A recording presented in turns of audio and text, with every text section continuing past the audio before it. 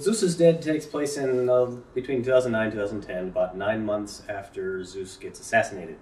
And the reason why this makes a difference to anyone, I mean, aside from Zeus, is that 3,000 years ago, he ordered all of the Olympian gods to withdraw from the world entirely for reasons he didn't go into. So basically, one day he said, okay, everybody out of the pool, and no human contact, no nothing.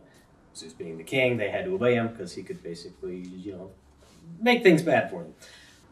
So now that he's dead, they pretty much are freed up to come back to the world.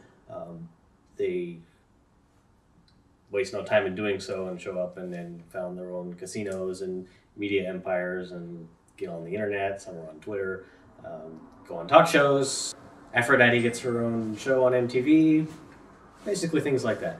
Everyone's having a great time except for Apollo, because after a while, Apollo's sort of the overachiever of the whole pantheon. He's god of the sun, god of light, god of music, literature, medicine, gelatin desserts, archery, everything. I mean, if there's a duty to be found, he grabs it and snaps it up, and he did that thousands of years ago. So, back then, when the population of the Earth was a lot smaller, that was a manageable task. But now that we've got 7 billion people in the world, and all of them are clamoring for help with one thing or the other, and Apollo's, I mean, he's a stand-up guy. He's one of the better guys in the pantheon, I've always thought, anyway.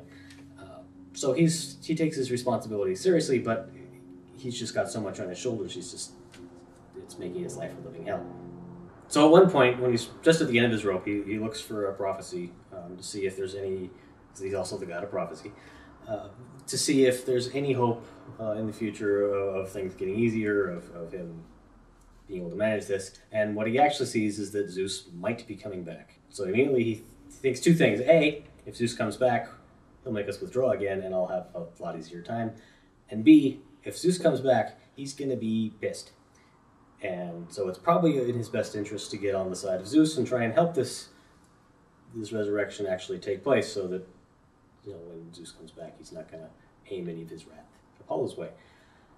Unfortunately, the fact that someone killed Zeus probably means that whoever did do the deed does not want this to happen, and Apollo doesn't know who that is, so he's basically trying to do all this stuff under the radar of all the other gods, which, gods being gods, is not terribly easy.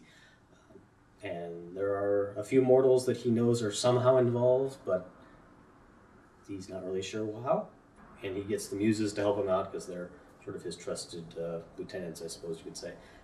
But he has really no idea how to go about doing this. So that's a lot of the book is, well, the first part of the book anyway, is him trying to figure out what's going on. And the rest, well, things just develop from there, let's say.